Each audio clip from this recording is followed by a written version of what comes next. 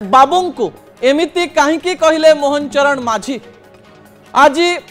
Collector बा जिलापाल मानकर सम्मिलनी थिला एवं आसंता काली पुलिस ऑफिसर्स एसपी मानकर सम्मिलनी रही एवं एथरर कलेक्टर एवं एसपी मानक सम्मिलनी गुरुत्वपूर्ण अटे दर्शक बंधु कारण सरकार 500 दिन काम कर सारी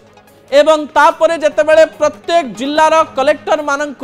मुख्यमंत्री मोहन चरण माझी संबोधित करुचंती ता राज्यर प्रशासनिक व्यवस्था एवं राजनैतिक व्यवस्था उपरे अनेक गुड़िए कथा को लोक मानक सामना को आणुची। दर्शक बंधु विजुअल उपरे आपनकर दृष्टि आकर्षण करे देवा पई चाहिए।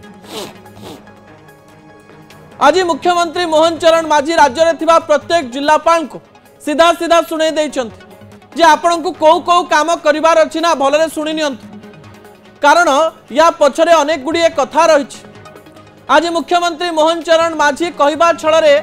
अनेक कथा कहिचंती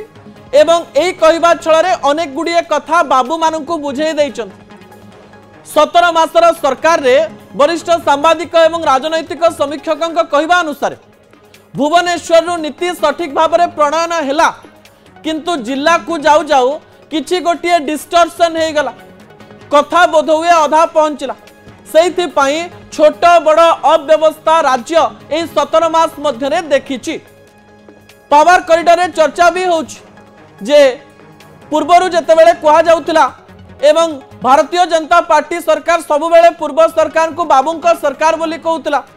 एवं अनेक लोक ए प्रकार अभियोग भी आणुथिले जे एही सरकार रे बाबू माने आ नेता माननकु मानु नाहंती से माने पूर्व ढांचा रे पडिचंती एवं कुहा गला एवं किछि समीक्षक माने कहिले सेथि पई ए सरकार को किछि घटना को देखिबा पई मध्य पडिछि।